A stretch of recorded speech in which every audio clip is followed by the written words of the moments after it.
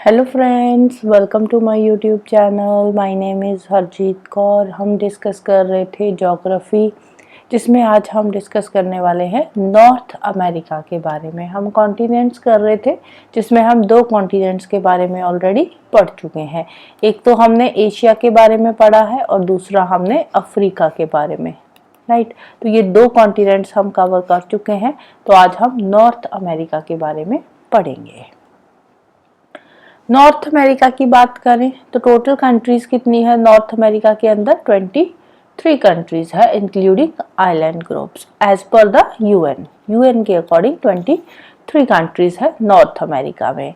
Latitude longitudes देखें तो इसके अकॉर्डिंग जो नॉर्थ अमेरिका की लोकेशन है वो कौन सी है? वो पड़ती है north west. 7 degree north to 84 degree north, 20 degree west, 180 degree west. तो लोकेशन क्या बन जाएगी? नॉर्थ वेस्ट की बन जाएगी। एरिया वाइज अगर हम बात करें तो एरिया वाइज जो नॉर्थ अमेरिका है वो थर्ड लार्जेस्ट कॉन्टिनेंट है। एरिया वाइज थर्ड लार्जेस्ट है आफ्टर एशिया एंड अफ्रीका। लेकिन अगर हम बात करें पॉपुलेशन वाइज तो पॉपुलेशन वाइज ये फोर्थ लार्जेस्ट है। एरिया वाइज थर्ड लार्जेस्ट है और पॉपुलेशन वाइज फोर्थ लार्जेस्ट है। हाईएस्ट पॉइंट इसका कौन सा है? वो है माउंट मैकिनले, जिसको देनाली भी बोलते हैं। कितनी हाइट है इसकी? 6194 मीटर की हाइट है माउंट मैकिनले की। कहाँ पे पड़ती है ये माउंट मैकिनले? ये पड़ती है अलास्का में। कहाँ पे है ये? अलास्का में है mount McKinley.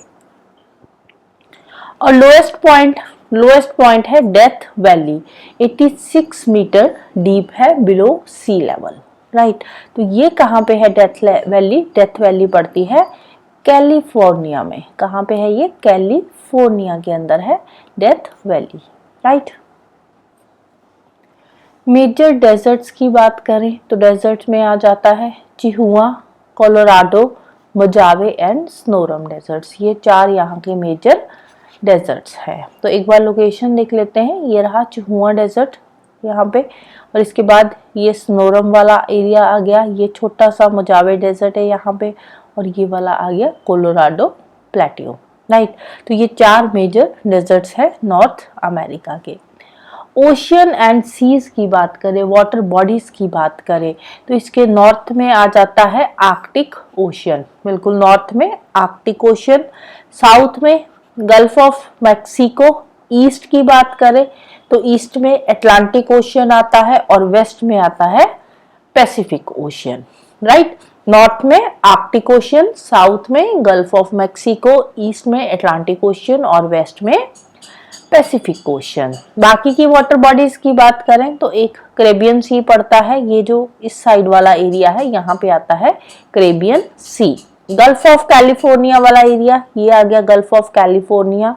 Gulf of Alaska का एरिया यहाँ पे है Gulf of Alaska. Bering Sea की बात करें तो ये वाला जो पार्ट है ये बेरिंग सी वाला है। हडसन बे, ये पूरा का पूरा आ जाता है हडसन बे।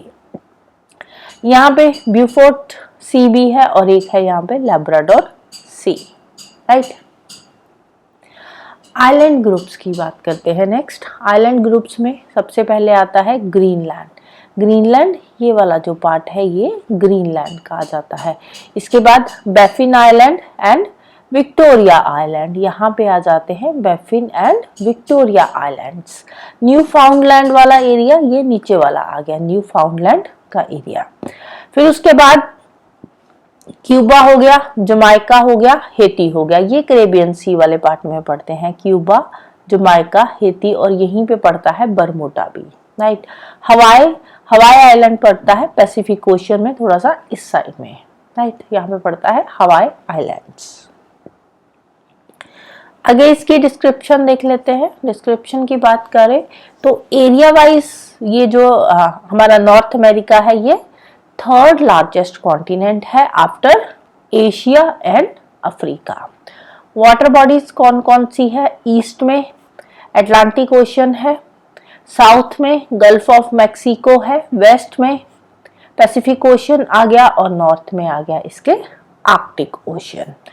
नॉर्थ ईस्ट वाली साइड अगर हम बात करें तो ईस्टर्न मोस्ट टिप जो है साइबेरिया की, यहाँ पे एक साइड रशिया आ जाता है, दूसरी साइड नॉर्थ अमेरिका का अलास्का वाला पार्ट आ जाता है। तो उन दोनों के बीच में पड़ती है बेरिंग स्ट्रेट, राइट। एक और इम्पॉर्टेंट इंफॉर्मेशन है 49 डिग्री लैटिट्यूड्स या 49 डिग्री पैरेलल भी बोल देते हैं। जो 49 डिग्री पैरेलल है ना, ये यूएस एंड कनाडा की बाउंड्री है। जो यूएस एंड कनाडा की बाउंड्री है कितने डिग्री पे डिवाइड हो रही है, 49 डिग्री पैरेलल इसको डिवाइड कर रही है। ये बाउंड्री है, यहाँ पे ये 49 डिग्री पैरेलल जो क्रॉस कर रही है, ये ऊपर इसके नॉर्थ में कनाडा आ जाता है, साउथ में यूएस आ जाता है 49 डिग्री पैरेलल के। तो यहाँ के कुछ पॉइंट्स है, ये पॉइंट रॉबर्ट हो गया और यहाँ पे आ जाती है लेक ऑफ वुड्स, राइट। और एक और इम्पोर्टेंट लॉन्गिट्यूड है, ये लैटिट्यूड था, लॉन्गिट्यूड कौन सा है, 100 डिग्री वेस्ट लॉन्गिट्यूड। ये जो 100 डिग्री वेस्ट लॉन्गिट्यूड है ना, ये पूरा का पूरा जो नॉर्थ अमेरिका है इसको अप्रोक्सीमेटली 2 इक्वल पार्ट्स में डिवाइड करता है। 100 डिग्री वेस्ट लॉन्गिट्यूड, ये वाली जो लाइन है 100 डिग्री वेस्ट लॉन्गिट्यूड्स, तो ये नॉर्थ अमेरिका को अप्रोक्सीमेटली 2 इक्वल पार्ट्स में डिवाइड करता है, अप्रोक्सीमेटली, राइट। नेक्स्ट आ जाती है important information about north America. Again जो इम्पॉर्टेंट इंफॉर्मेशन होती है वो एग्जामिनेशन पॉइंट ऑफ व्यू से भी इम्पॉर्टेंट ही रहती है। तो वर्ल्ड की जो लॉन्गेस्ट कोस्ट लाइन है वो कौन सी कंट्री की है, वो है कनाडा की। कनाडा कहाँ की है, नॉर्थ अमेरिका की कंट्री है। तो वर्ल्ड की लॉन्गेस्ट कोस्ट लाइन कौन सी कंट्री की है, कनाडा की है। कनाडा सेकेंड लार्जेस्ट कंट्री है in terms of area in the world. Area wise जो सेकेंड लार्जेस्ट कंट्री है वो कौन सी है, वो है Canada, right. Area wise largest country कौन सी है, एरिया वाइज, ये तो सेकेंड लार्जेस्ट की बात हो रही है ना, तो एरिया वाइज जो लार्जेस्ट कंट्री है एरिया वाइज, तो वो कौन सी है, वो है Russia. Area wise largest country Russia है और सेकेंड लार्जेस्ट आ जाती है Canada. USA area wise 4th largest country है, area wise, right. Area wise USA जो है वो 4th लार्जेस्ट कंट्री है और पॉपुलेशन वाइज अगर हम बात करें तो ये 3rd लार्जेस्ट कंट्री है आफ्टर इंडिया चाइना, राइट। तो पॉपुलेशन वाइज ये 3rd लार्जेस्ट है और एरिया वाइज यूएसए जो है वो 4th लार्जेस्ट कंट्री है। 49th पैरेलल बात कर ही चुके हैं, 49th parallel US and Canada की बाउंड्री बनाती है और ये लॉन्गेस्ट बाउंड्री है 2 कंट्रीज के बीच में। अगर कहीं पे भी पूरे वर्ल्ड में 2 कंट्रीज के बीच में कहीं पे कोई लॉन्गेस्ट बाउंड्री है तो वो कौन सी है, 49th parallel between the US and Canada, right. Great Lakes है, यहाँ पे एरी कैनाल है, Great Lakes Waterway, Saint Lawrence Seaway, ये यहाँ की कुछ इंपॉर्टेंट वाटर बॉडीज है नॉर्थ अमेरिका की, जिसको हम एक बार मैप पे देखेंगे। ग्रेट लेक्स की अगर हम बात करें, ये पूरा का पूरा तो सेंट लॉरेंस रिवर सिस्टम आ गया ना, ये है सेंट लॉरेंस रिवर वाला पार्ट, ये पूरा जो ब्लू कलर में आपको दिख रहा है।